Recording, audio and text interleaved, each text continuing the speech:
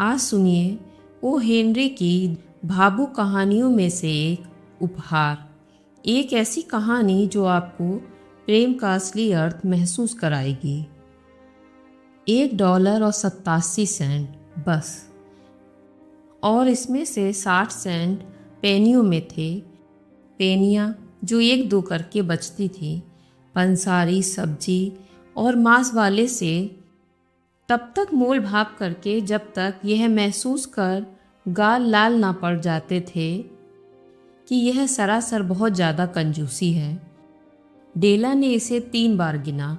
तय था कि और कोई चारा नहीं है सिवा इसके कि छोटे से अपने भद्दे कोच पर लेट कर रोया जाए, और डेला ने यही किया, जो इस नैतिक धारणा को सही साबित करती है कि जीवन आंसुओं, आहों और खुशियों से भरा है, जिसमें आहें ज़्यादा हैं। एक बार हम उसके घर पर नज़र डालें तो $8 प्रति सप्ताह किराए का एक फ्लैट करीब करीब गरीबी की हद को छूता हुआ। नीचे के गलियारे में एक लेटर बॉक्स था जिसमें कोई चिट्ठी नहीं आती थी, और एक बिजली का बटन जिससे कोई भी घंटी नहीं बज सकती थी। वहाँ पर एक बोर्ड भी था जिस पर लिखा था mister James Dillingham young. Dillingham तब अच्छी स्थिति में रहा होगा जब उसके मालिक को $30 प्रति सप्ताह मिला करते थे, लेकिन अब जब आमदनी $20 तक आ गई थी, डिलिंगम के अक्षर धुंधले पड़ गए थे, जैसे कि वे एक शर्मीले डी के रूप में सिकुड़ जाने को गंभीरता से सोच रहे हों। मिस्टर डिलिंगम यंग घर पर पुकारे जाते थे जिम के नाम से, मिसेस डिलिंगम यंग के द्वारा, जिससे आप पहले ही डेला के नाम से परिचित हो चुके हैं। कुल मिलाकर सब ठीक ठाक था। डेला ने रोना बंद कर दिया और अपने गालों पर पाउडर लगाया। फिर वह खिड़की पर खड़ी होकर उदास सी भूरे जंगले के भूरे यार्ड में घूमती हुई एक भूरी बिल्ली को देखने लगी। कल क्रिसमस होगा और उसके पास $1.87 है, जिससे उसे जिन के लिए उपहार खरीदना था। वह कई महीनों से एक एक पैनी बचा रही थी, लेकिन उसका यही फल निकला। एक हफ्ते में $20 बहुत ज़्यादा नहीं है। खर्चे उसके हिसाब से ज़्यादा थे, जैसा कि हमेशा ही होता है। जिम के लिए उपहार खरीदने को सिर्फ $1.87। उसके प्यारे जिम के लिए कितने खुशियों भरे घंटे उसने बिताए थे, यह सोचने में कि वह उसके लिए कुछ अच्छा लाएगी, कुछ अच्छा, दुर्लभ, बहुत खूबसूरत, कुछ ऐसा जो कि जिम के पास होने लायक हो। कमरे के खिड़कियों के बीच एक दीवार वाला आईना था। कोई बहुत दुबला पतला और फुर्तीला व्यक्ति अपनी छाया को कई लंबी पट्टियों में देखकर अपनी सकल सूरत सही सही अंदाज़ा लगा सकता था। डेला ने दुबले होने के कारण इस कला में कुशलता हासिल कर ली थी। अचानक वह खिड़की पे से मुड़ी और आईने के सामने खड़ी हो गई। आंखें चमक रही थीं, लेकिन उसका चेहरा 20 सेकंड में ही अपनी रंगत खो चुका था। उसने जल्दी से बाल खोले और उन्हें अपनी पूरी लंबाई तक गिरने दिया। जेम्स डिलिंगम यंग दंपत्ति के पास 2 ऐसी चीज़ें थीं जिस पर वे दोनों गर्व महसूस करते थे। एक थी जिम की सुनहरी घड़ी जो उसके पिता ने दी थी और उसके पिता को उसके पिता से मिली थी। दूसरी चीज़ थी डेला के बाल। अगर सेवा की महारानी भी आगे के फ्लैट में रह रही होती और डेला किसी दिन अपने बाल यूं ही सूखने लटका देती, तो महारानी के महंगे हीरे जवाहरात और उपहार उसके सामने फीके पड़ जाते, और राजा सोलोमन की नज़र जितनी बार भी जिम की घड़ी पर पड़ती, तहखाने में रख अपने भारी खजाने के बावजूद ईर्ष्या से अपनी दाढ़ी नोच लेते। अब डेला के बाल भूरे पानी के जलप्रपात की तरह लहराते और चमकते फैल गए। यह उसके घुटनों तक पहुँचते थे और एक वस्त्र के समान ही लग रहे थे। एक बार वह 1 मिनट के लिए झिझकी और फिर स्थिर खड़ी हो गई।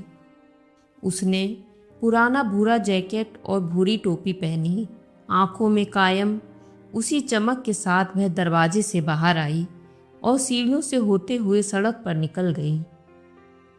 जहां वह रुकी वहां लिखा था, गेम सोफ्रोनी, सभी प्रकार की केस सामग्री। डेला एक ही बार में ऊपर चढ़ गई और हाफते हुए खड़ी हो गई। मैडम बिल्कुल सफ़ेद ठंडी शायद सोफ्रोनी जैसी ही लग रही थी। क्या आप मेरे बाल खरीदेंगी? डेला ने पूछा। मदाम बोली, मैं बाल ही तो खरीदती हूँ। उन्होंने कहा, अपनी टोपी उतारो और मुझे उन्हें देखने दो। डेला ने अपनी टोपी उतारी। भूरा जलप्रपात फिर लहरा उठा। मदाम ने अभ्यस्त हाथों से उसे उठाते हुए कहा, $20 दूंगी। डेला बोली, जल्दी से मुझे दे दीजिए। और अगले 2 घंटे पंख लगाकर उड़ गए।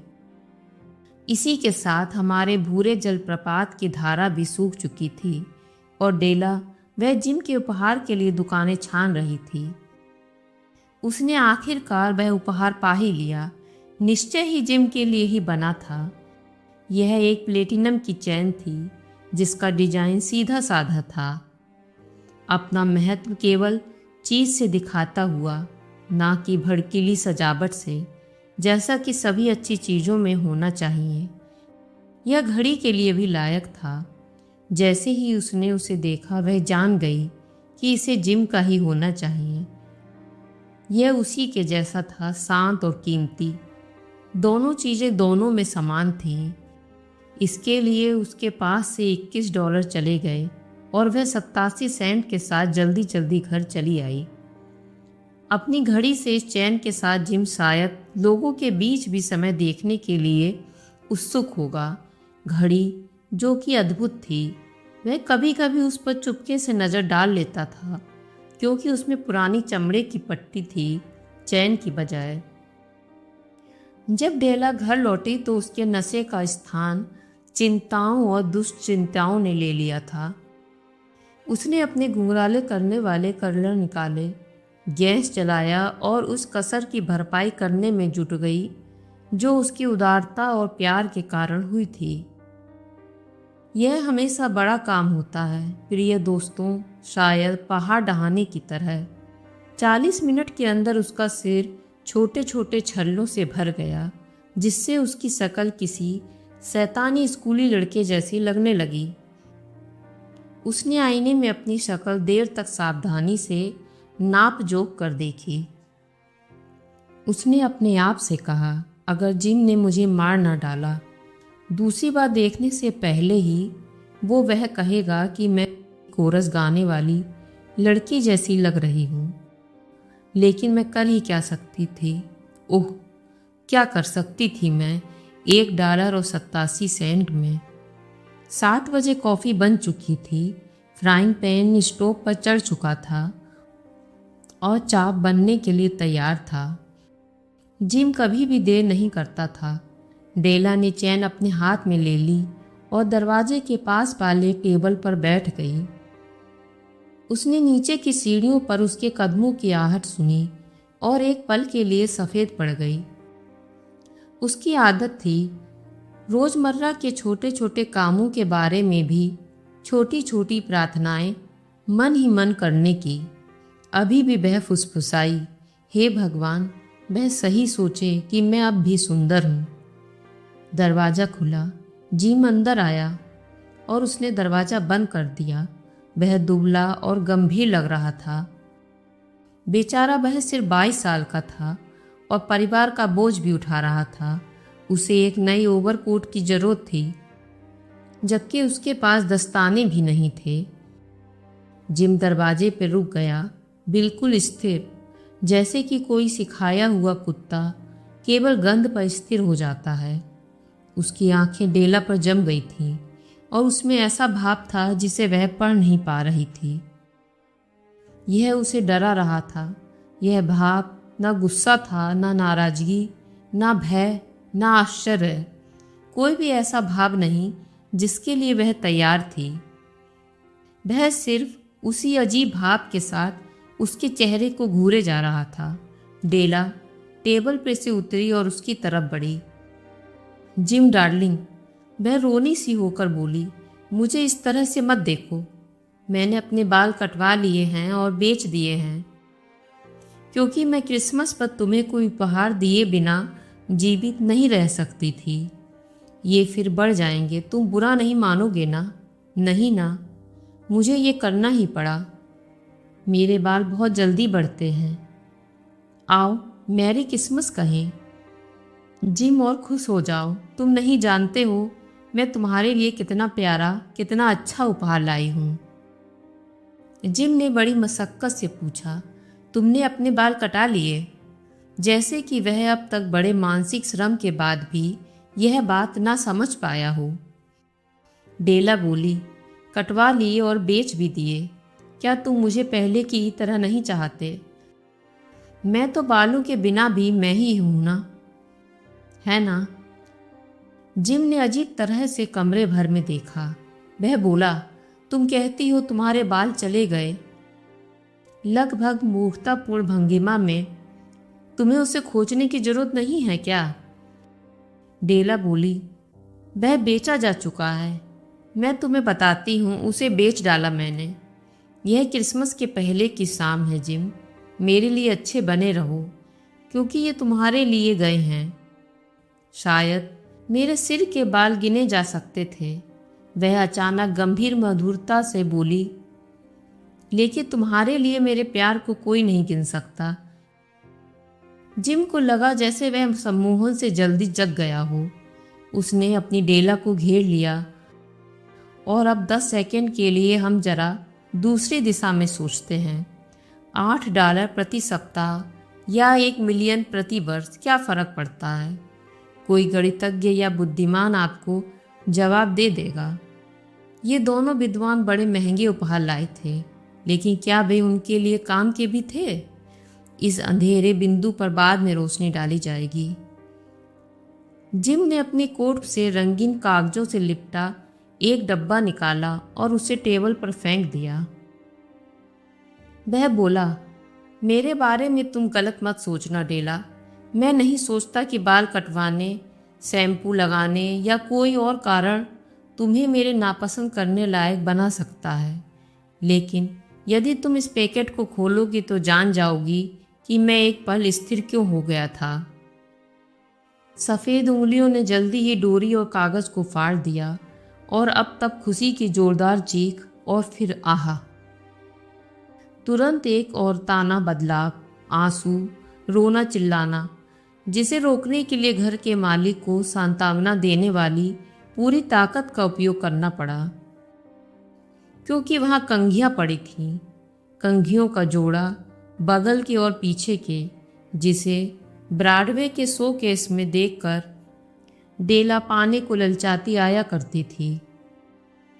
खूबसूरत कंघियां, असली कछुओं के कवच के नग जड़ी रीमों के साथ, उन जा चुके बालों पर बिल्कुल फबने वाले रंगों में वे महंगी कंघियां थीं। वह जानती थी और उसके हृदय में बस उसको पाने की इच्छा थी, उन्हें पाने की रत्ती भर भी आशा के बिना। और अब वे उसकी थीं, लेकिन बगैर उन लटों के जो इस इच्छित सजावट को सजाती। उसने दुख के साथ उन्हें हृदय से लगा लिया और बड़ी देर बाद वह धुंधली आंखों से ऊपर देखकर एक हल्की मुस्कुराहट के साथ सिर्फ यही कह पाई, मेरे बाल बहुत जल्दी बढ़ जाते हैं जिम। और तब डेला एक बिल्ली की तरह उछली और चिल्लाई, ओह जिम, तुमने अभी तक अपना खूबसूरत उपहार नहीं देखा। उसने इसे अपनी हथेली पर रखकर जिम के सामने कर दिया। वह धूमिल महंगा तत्व लगता था, जैसे उसकी चमकीली पावन आत्मा की छाया में चमक रहा हो। क्या ये बहुत सुंदर नहीं है जिम? मैंने इसे खोजने के लिए सारा शहर छान मारा। तुम अब दिन में 100 बार समय देखोगे। मुझे अपनी घड़ी दो, मैं देखना चाहती हूँ कि यह उस पर कैसे फबेगी। इसे सुनने के बजाय जिम सोफे पर बैठ गया और अपने हाथ सिर के पीछे कर मुस्कुराने लगा। वह बोला, डेला, चलो हम अपने क्रिसमस के उपहारों को अलग रख दें और उन्हें रहने ही दें। वे बहुत अच्छे हैं, उपहारों के रूप में उपयोग करने के लिए। मैंने तुम्हारी कंघियों के लिए अपनी घड़ी बेच दी। जैसा कि आप जानते हैं, मेजाई एक विद्वान थे, बहुत विद्वान, जो अस्तबल के शिशु के लिए उपहार लाते थे। उन्होंने ही क्रिसमस पर उपहार देने की परंपरा शुरू की थी। विद्वान होने के कारण उनके उपहार भी विद्वतापूर्ण थे। शायद सुविधा के साथ कि दोहराए जाने पर उन्हें अदल बदल किया जा सके। यहाँ मैंने आपको एक फ्लैट में रहने वाले दो नासमझ बच्चों के कारनामों के बारे में बताया, जिन्होंने एक दूसरे के उपहार के लिए बड़ी नासमझी से अपने घर की सबसे महंगी चीज़ों को खो दिया। लेकिन हमारे समय के विद्वानों के लिए अंतिम शब्द ये हैं कि जितने भी लोगों ने उपहार दिए, उनमें से ये सबसे कीमती उपहार थे। कारण जिस प्रेम में त्याग हो वही सबसे बड़ा धन है, और शायद यही इस कहानी का सबसे सुंदर उपहार भी है। तो दोस्तों, यह थी ओ हेनरी की दिल को छू लेने वाली कहानी उपहार। अगर कहानी ने आपके दिल को छुआ है तो वीडियो को लाइक करें, चैनल को सब्सक्राइब करना ना भूलें और कमेंट ज़रूर करें। फिर मिलेंगे एक और गहरी भावुक कहानी के साथ। धन्यवाद।